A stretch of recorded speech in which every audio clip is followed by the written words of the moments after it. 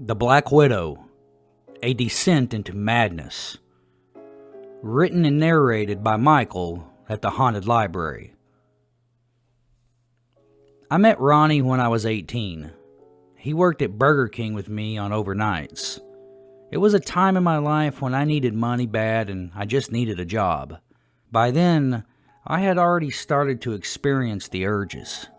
In fact, the first dark, macabre thoughts happened on those long, boring nights.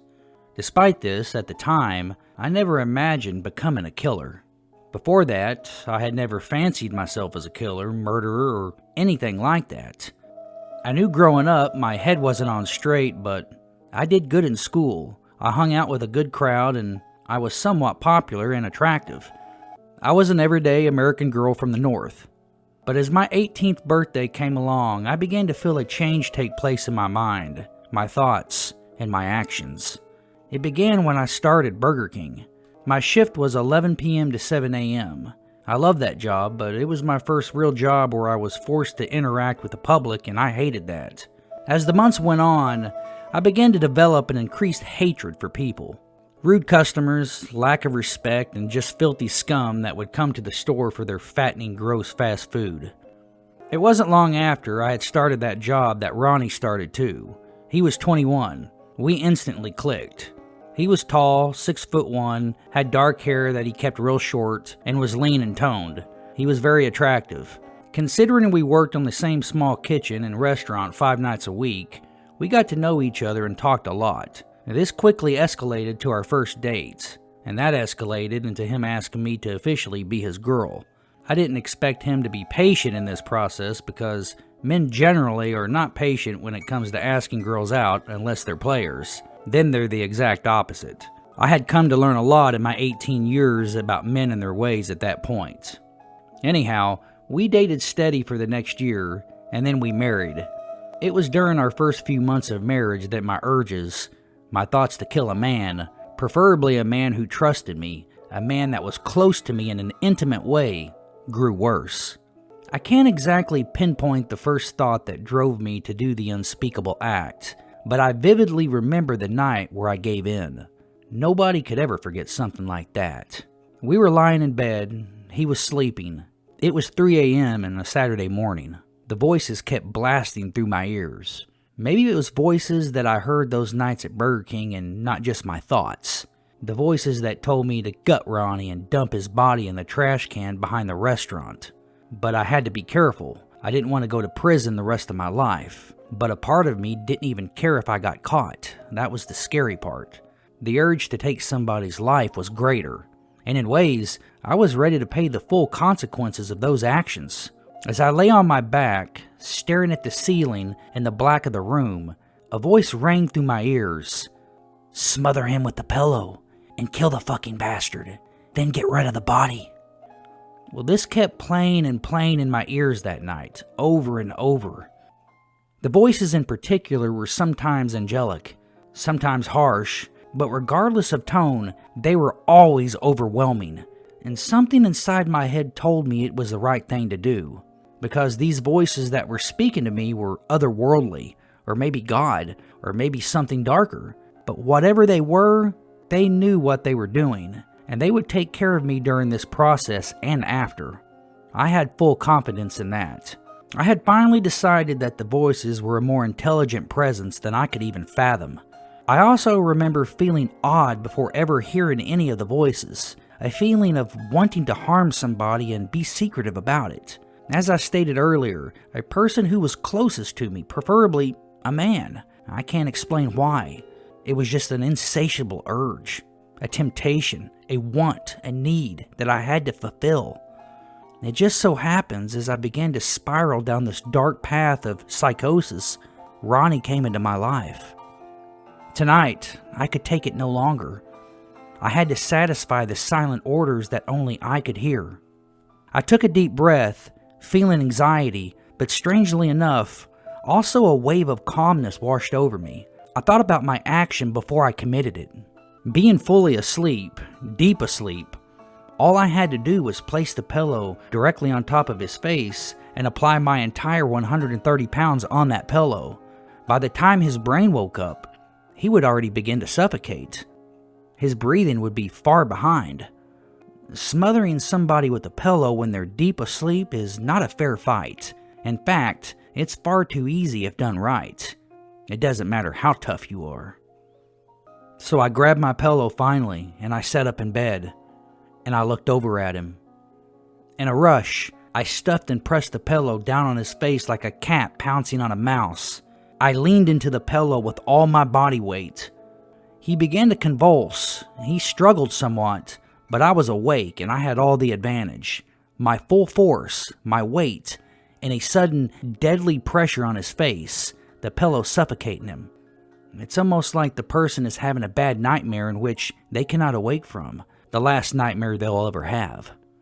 The murder had taken about 5 minutes in all, and I was surprised at how much energy I had spent on that pressure and force in which I had applied. I took a few minutes to recover, and it wasn't until then did I realize I had fulfilled my darkest, uncontrollable urge. I was filled with a sudden surge of happiness, adrenaline, and sadness. But the fleeting sadness I felt for no longer having Ronnie as my husband quickly diminished, being overshadowed by the fulfillment of taking his life. By this point, I was mad. I had already descended into a psychotic state in which I could barely, if any, distinguish right from wrong. 1 year before this, I was a normal teenage girl. I was not the same person now. My brain had been hijacked by a foreign presence that I still believe to this day was not an undiagnosed psychiatric disorder, but rather an unknown otherworldly invader that chose me to orchestrate its evil deeds. So I had a problem now. I had a 180-pound dead man in my bed. I knew I needed to figure something out quick. I dressed and reversed our car into the garage and popped the trunk. I let the garage light go out before going back inside. I drug his body off the bed into the hallway, then through the living room to the car. This took nearly 30 minutes and I was exhausted. I was finally able to wedge his upper torso into the trunk and heave his legs in. I turned out all the lights to the house and drove into the night endlessly, unsure where to hide the body. I finally decided to do nothing at all, because I did not have the strength to drag him into the woods deep enough to not be seen, and even then, what was I going to do with him? Or the means to dump his body into a body of remote water. He would simply rot in the trunk. This way I could keep him closer to me anyways. From time to time, I would pull the car into the garage and check his decomposing body. The odors grew stronger each time, but they never quite fazed me. You never know what death really smells like until you smell it up close and personal. I had called the police after a few days and reported him missing. Luckily, nobody had seen him come home from work that day in our neighborhood. It had worked. I burned his wallet and ID cards. It was the perfect crime, aside from the body remaining in the trunk. He had been listed officially as missing. For the next few months, I carried on my life as if nothing ever happened. I was neither sad nor happy. I simply existed in a daze. I did just enough at work to get by and kept to myself more and more as I descended further into madness. I fought off the urge to retrieve his body from the trunk and place him back in bed with me at night. He would be a lot lighter now, and I could handle it much easier, but I knew that this could get me caught because DNA evidence. I found myself spending more and more time in the car driving around, knowing I was closer to him. Not necessarily because I missed him, but because a sick part of me enjoyed the smell of his rotting flesh. I felt little remorse. I had only enough common sense to know what I did was wrong, but barely. I was literally an insane person walking the streets. My lines between right and wrong were very blurred, and they were growing worse. The voices began to come back about 2 months later, requesting the same dark acts, demanding me to murder random people in the sweetest of tones. Tones that was not human. The sound of the voices will forever be the biggest mystery to me. I cannot describe them, and I know that the human brain cannot produce them. As I said, the voices were otherworldly, or they had been placed in my head by a demonic entity. I'll never fully know. In the past year, I had met a girl from work who had confided in me and consoled me in my perceived grievance of my husband's disappearance. Her name was Tracy.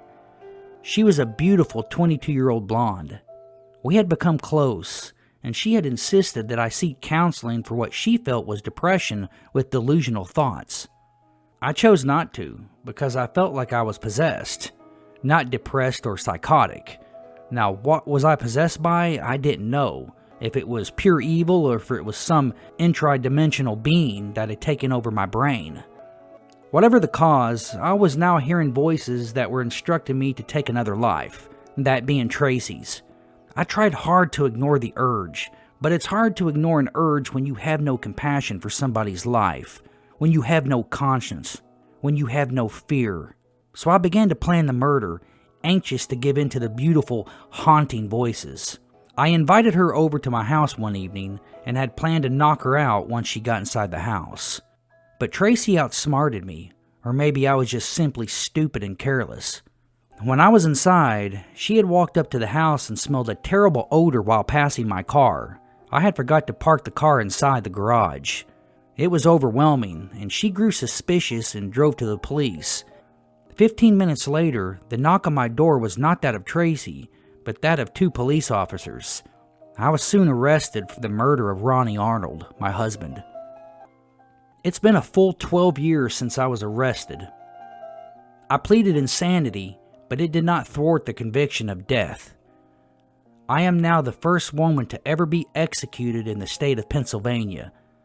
As the electrodes are placed on my legs and head, I am calm and lifeless, mindless, the same way I have been for the past 12 years in prison. All the drugs, interviews, and doctors have not helped me.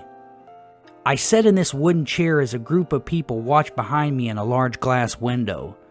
There are 2 officers in this enclosed room. It is cold and damp in here. The room is silent. An officer looks at his watch and seems to get clearance to send the first jolt of electricity through my body, which is supposed to render me unconscious. The officer pulls a handle on the chair as I feel the first surge of electricity go through me. It is very painful and death is not fast. I shake and convulse the same way Ronnie did when I took his life. My legs begin to flop against the strains and my bald head rocks back and forth as saliva spews from my mouth.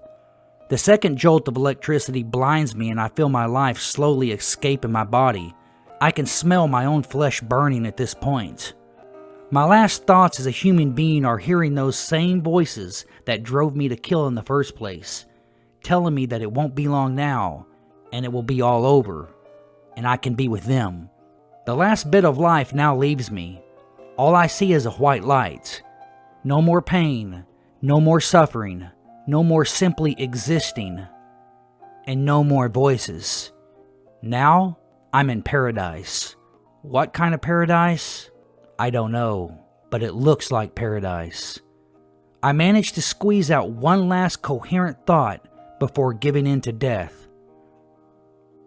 I'm sorry, Ronnie.